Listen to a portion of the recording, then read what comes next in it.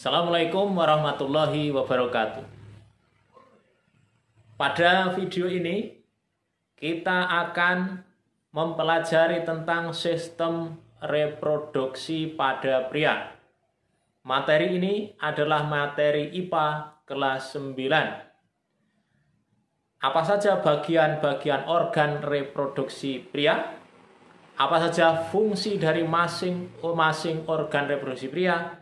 Serta bagaimana cara untuk menjaga kesehatan organ reproduksi. Mari kita ikuti video ini sampai tuntas.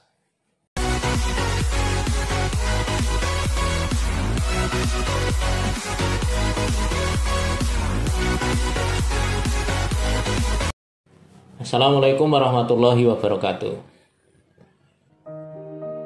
Pada video ini kita akan mempelajari tentang organ reproduksi pria.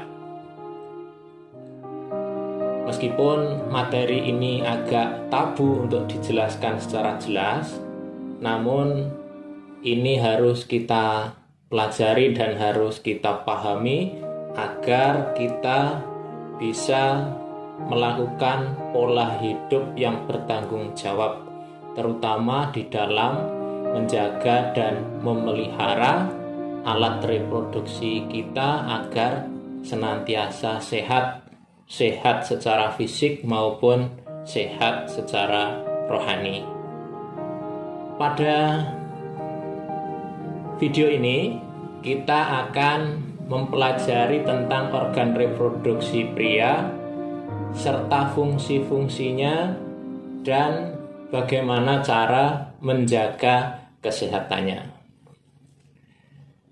Jadi nanti untuk memudahkan belajar kita, silahkan setiap slide yang ada pada video ini Anda screenshot, kemudian disimak dengan baik apa keterangan yang akan saya sampaikan. Baik, kita awali dari ini adalah terkait dengan organ reproduksi pada pria. Secara garis besar, organ reproduksi pria itu ada yang organ reproduksi eksternal, ada organ reproduksi internal. Organ reproduksi eksternal yaitu organ yang berada di luar tubuh. Nah, ini contohnya. Ini yang berada di luar tubuh. Ada dua organ di luar tubuh, yaitu yang ini adalah skrotum. Ya, skrotum. Ini di dalamnya adalah testis. Kemudian bagian yang depan ini adalah alat kelamin, atau kalau bahasa ilmiahnya adalah penis. Jadi organ ini yang ada di luar, makanya ini adalah organ eksternal. Nah, terkait dengan penis, ini di dalamnya ada uretra, ya, ada uretra atau lubang uretra. Kalau ini uretra, ya, kalau di bawah kantong kemih ini uretra namanya. Sedangkan yang di atasnya, ya, di atas dari ini nanti ureter. Nanti jangan bingung antara uretra dan ureter. Jadi uretra itu yang ada di sini ini. Nah, ini adalah lubang kosong sebenarnya, tapi digunakan untuk keluarnya urin maupun keluarnya sperma. Baik, kita lanjut pada organ dalam. Organ dalam untuk sistematis dalam mempelajari, nanti kita awali dari tempat produksinya sperma. Di sini tempatnya, ini namanya testis. Jadi pada testis ini tempat dihasilkannya sperma. Di dalam testis ini di dalam testis yang kira-kira ukurannya 2 atau 3 cm ini sebenarnya ada saluran-saluran halus. Saluran-saluran halus yang panjang sekali sebenarnya, tapi berlekok-lekok di dalam sini. Namanya tubulus seminiferus ya. Nah, untuk jelasnya mungkin di sini ya. Nah, ini ada tubulus seminiferus. Ini berada di dalam testis. Di dalam testis. Panjang ini, kira-kira 200-an meter panjangnya di dalam testis ini. Testis itu ada 2, yaitu yang kiri dan kanan. Nah, disinilah tempat diproduksinya sperma, juga tempat dihasilkannya hormon testosteron. Jadi bagi laki-laki yang sudah dewasa secara seksual itu menghasilkan hormon testosteron. Jadi di testis ini. Hormon testosteron inilah yang kemudian membentuk adanya munculnya ciri-ciri kelamin sekunder. Misalnya tumbuh kumis, tumbuh jenggot, kemudian suara menjadi membesar. Nah, itu adalah disebabkan adanya hormon testosteron yang sudah berfungsi. Nah, dari sini kembali lagi ke peran utama testis penghasil sperma ya. Itu setelah sperma ini dihasilkan, selanjutnya masuk ke epididymis. Ini epididymis. Epididymis ini menempel pada testis, posisinya juga masih di dalam skrotum ya. Jadi ini juga epididymis. Nah, epididymis ini berkelok-kelok. Sebenarnya ini panjangnya ada 6 meteran ini, berkelok-kelok di sini. Ini fungsinya adalah untuk mematangkan sperma. Jadi lebih mematangkan lagi di epididymis ini. Atau juga penampung sementara sperma. Jadi ini epididymis berada di menempel pada testis. Selanjutnya pada ujungnya terhubung dengan vas deferens. Ini namanya vas deferens, seperti selang ini. Ada 2 pasang ya, yang kiri dan kanan. Ini vas deferens. Kalau ini tidak begitu berkelok-kelok, tapi hampir lurus ya. Ini vas deferens. Panjangnya ya ini dari ini apa ini? Wilayah prostat ya, sampai di epididymis tadi. Nah, ini penampung sperma di sini nih. Kemudian di sini ini juga ada 2 macam, kanan dan kiri. Ini adalah fascicula seminalis. Kadang ditulis fascicula seminalis, kadang ditulis seminal fascicle, karena bahasa ilmiahnya itu kadang dibolak-balik ya. Nah, di sinilah ya, di tempat ini sperma ini diberi tambahan nutrisi, diberi tambahan nutrisi.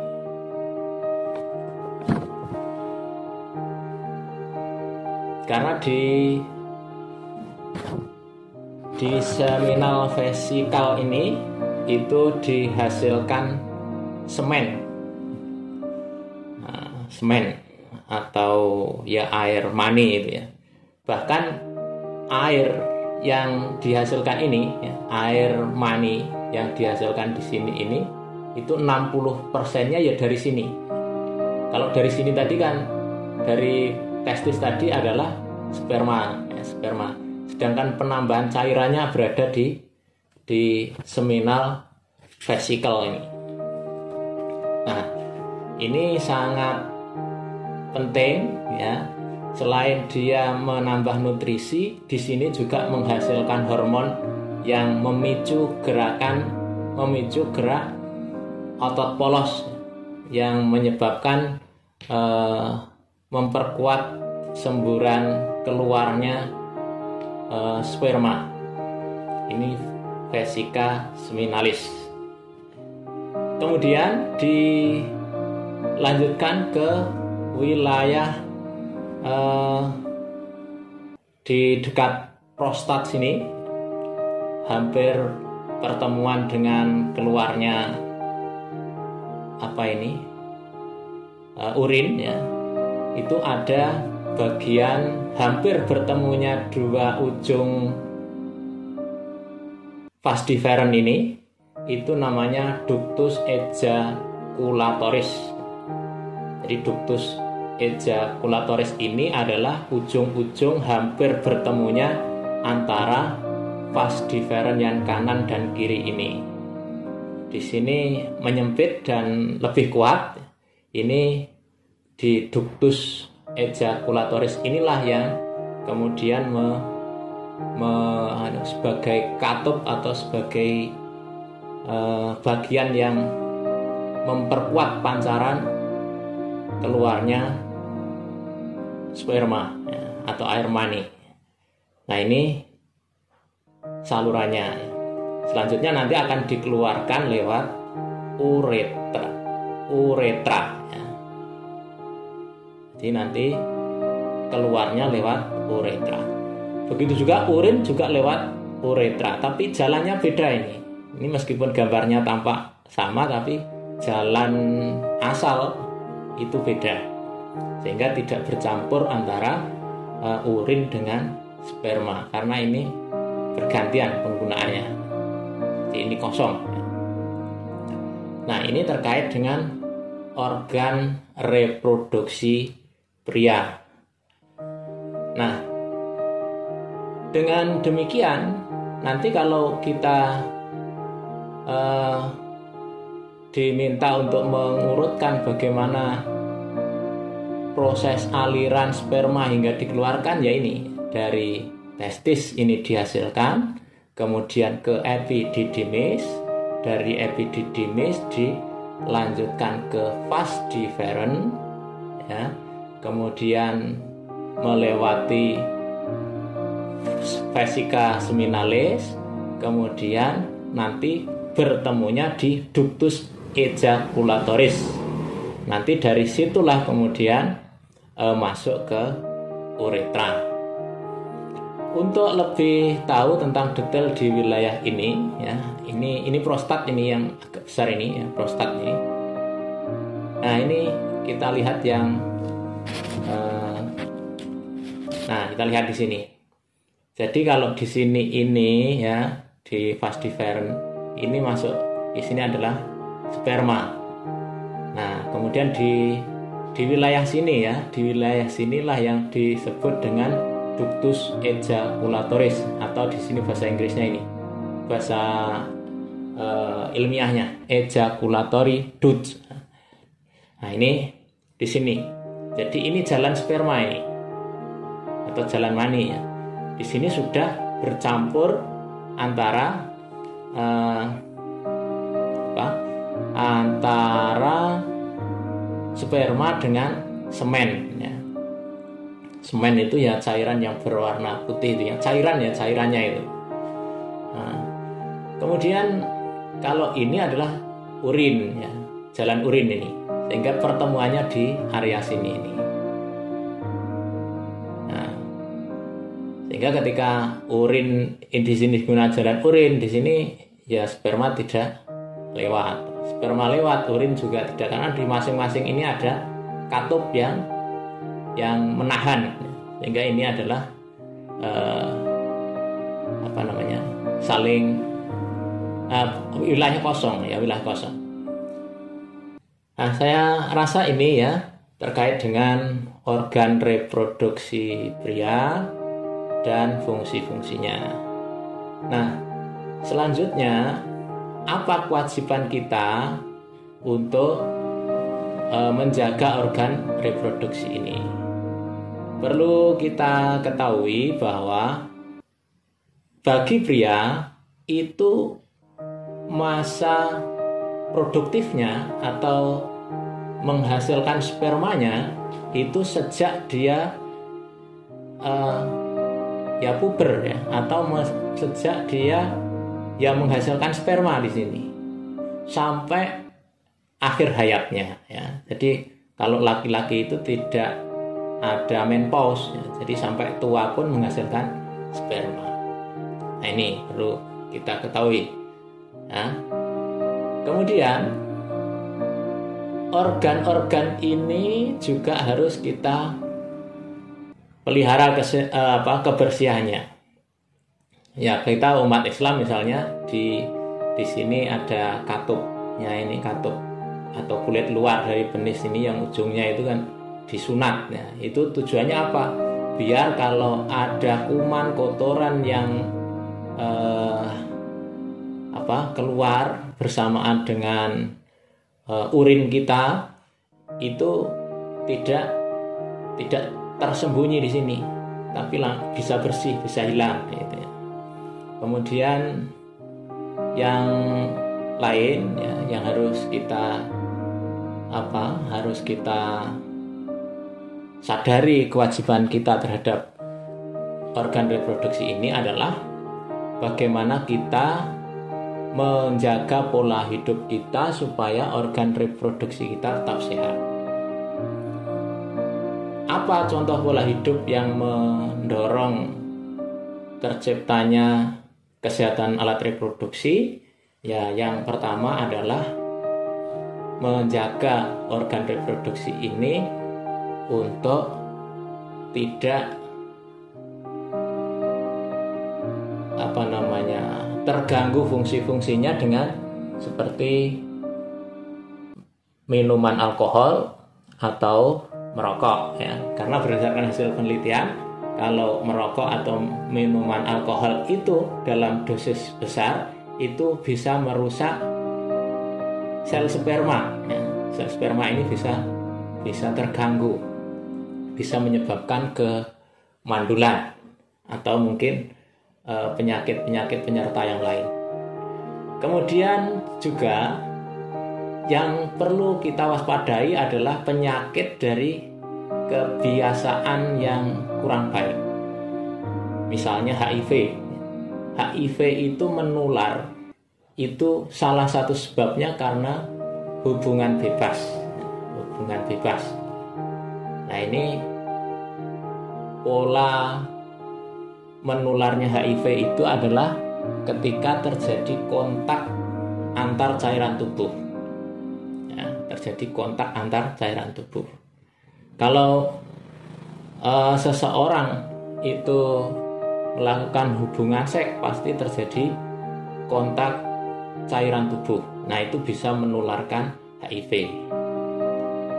Ada juga yang penularannya karena alat. Misalnya gunakan jarum suntik yang dari orang yang kena HIV kemudian digunakan untuk menyuntik orang lain yang sehat, itu juga bisa menularkan HIV. Makanya hati-hati ya, kalian yang para generasi muda biasanya menjadi sasaran dari orang-orang yang tidak bertanggung jawab ya, termasuk dalam pemasaran narkoba dan lain sebagainya. Itu sangat rentan terjangkiti HIV karena biasanya jarum suntik yang digunakan untuk orang-orang yang gunakan narkoba itu jarum suntik satu digunakan berganti-ganti.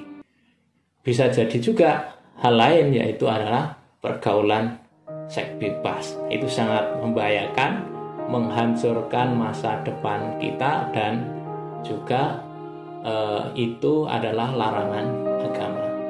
Saya rasa ini yang inti materi tentang alat reproduksi pria. Yang penting kita memahami di sini ini apa dan fungsinya apa, begitu juga yang lainnya, sampai organ-organ ini kita pahami betul fungsinya. Nah, karena saat ini sifatnya prolog ya, karena SMP itu kan memang baru tahap awal pengenalan terkait dengan organ reproduksi, maka saya rasa sementara ini cukup. Demikian, semoga bisa dipahami. Wassalamualaikum warahmatullahi wabarakatuh.